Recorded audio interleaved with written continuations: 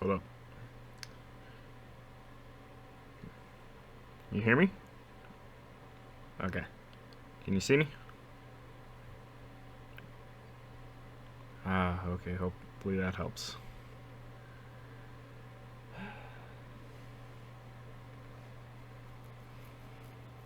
It's 2020. We get a notice to get 2 weeks of vacation. We're all excited. We go home.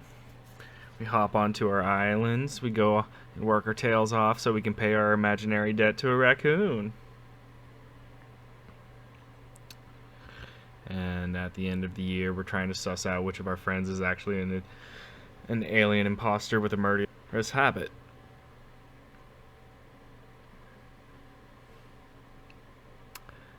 Yeah, we changed a lot.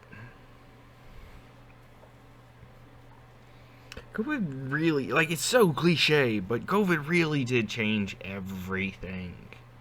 Even gaming. And not in just, the obvious ways that you're probably thinking of right now. With tournaments and in-person activities and esports. Well, yes, but that's all the obvious stuff. It changed the infrastructure and how we go about handling the medium as a whole. So, here, come with me for a second. You see this? We're mostly going to be talking about this. A little bit of this, but mostly this. They're conjoined later, and we'll unscramble that as a whole. Notice how I approached this topic with a semi-serious attitude? Well, that's because it kind of is. I know it is because I can look at the facts. In 2021, Twitch was at its peak with user retention ratings, bringing in a total of 2.58 billion minutes worth of watch time in Q3 of 2021, peaking at nearly a 36% increase in subs since 2020. With the combined years of 2020 and 2021, Twitch generated approximately $4.5 billion in revenue. This is not to share blame. This is not to pinpoint attacks. This is merely to express that they had revenue. So Twitch is rolling in money because they're selling the mainline product that everybody is starving for because we're all locked up in isolation due to COVID. Human interaction. That was the answer, by the way.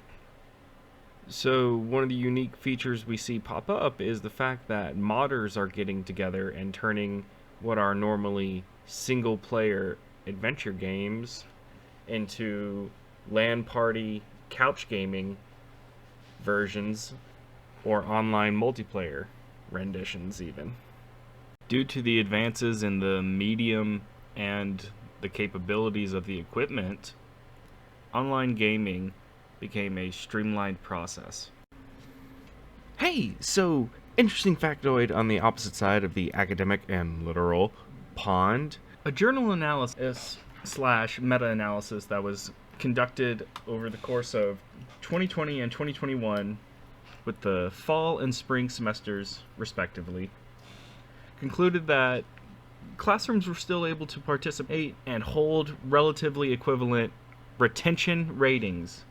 They also showed a benefit to classrooms that had a quantity of more than 25 students to be monitored by a TA for comments and instructions.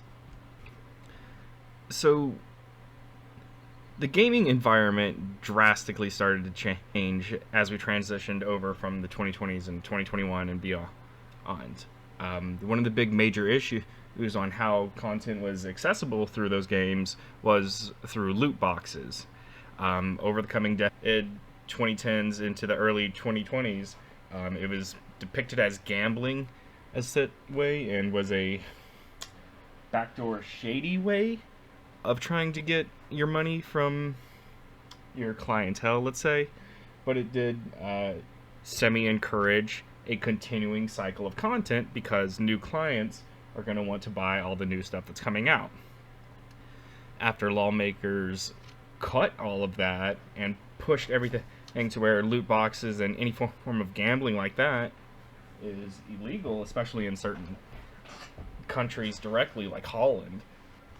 The replacement for this was the battle pass system, which transitioned the idea from going, hi, you have a chance to get these legendary equipments and, other optional figures like sprays, voice lines, or anything like that, into you have a guarantee of getting select these objects at this time after you accumulate this amount of work.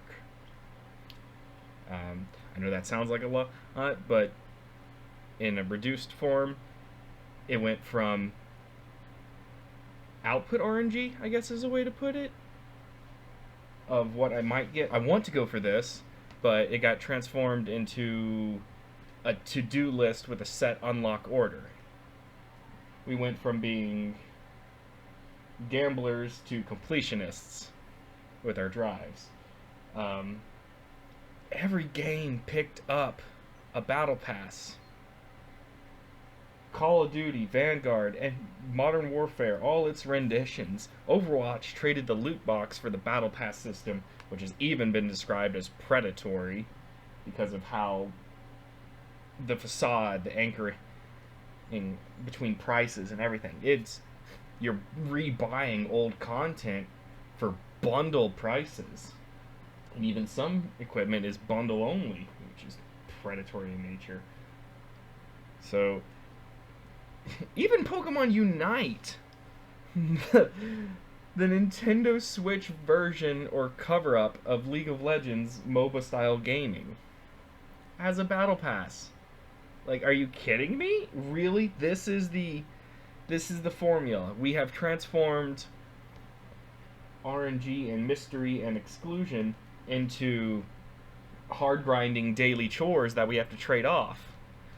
I want a game to relax, not so that way I have to put in a mandatory hour of work just so that way some AI ain't gonna be pissed at me. That's not fair. I want to relax.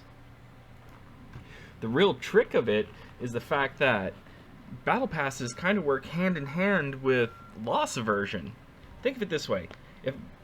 If through the battle pass it gives you a challenge of, hey, accomplish 10 wins, or accomplish 10 battles, and we'll give you a set amount of reward points towards your battle pass. Okay, well, and like in parentheses below, it could be like, if you win, it counts as double, rather than just participating. Okay, so even if I lose, I still gain something. Ah, that's the genius of this reward system. How funny how that plays back so quickly. Hey!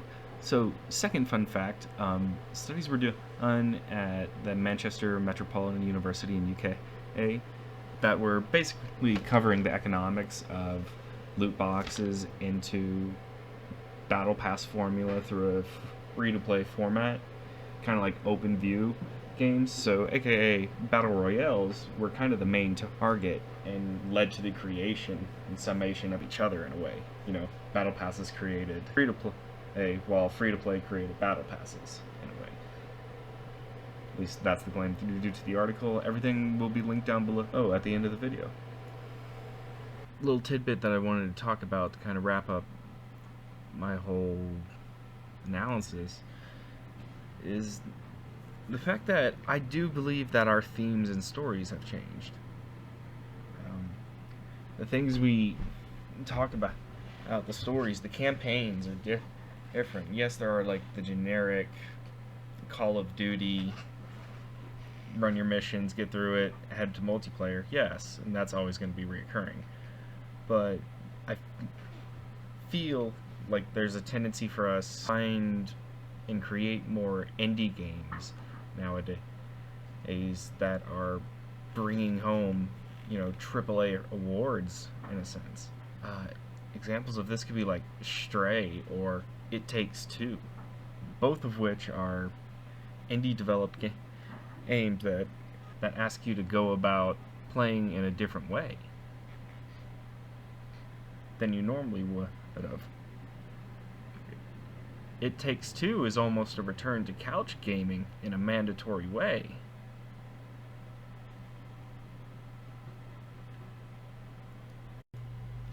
Here's an interesting way to think about it. When you were a kid and playing video games, the video games probably weren't able to express a whole lot. Facially, emotions, they were probably a lot more stagnant, a lot more pixelated. fixed and rigid, but you were projecting your emotions with whatever hero or situation you were in, and you were doing that. Now, consider the next generation where the video games are so expressive and they are telling their full stories within it. Yeah, they were doing that in previous generations as now, but the weight and depth and the seriousness and the reality of the situations that are able to be portrayed are completely different.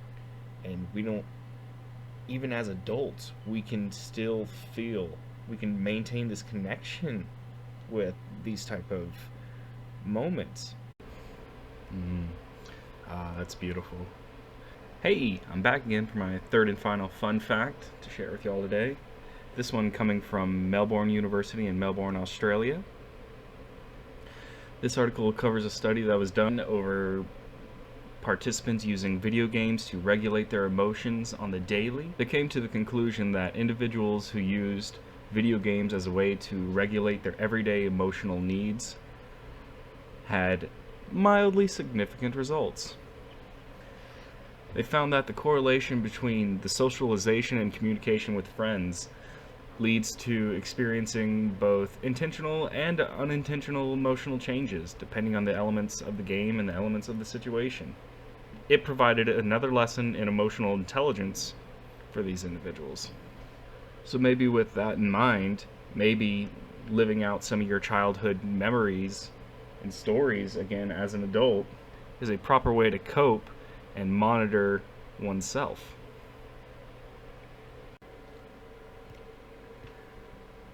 The whole 2020 pandemic was like taking an Etch-a-Sketch and shaking it to start anew. We all shifted foundations. We all took some damage, but we also learned how to heal.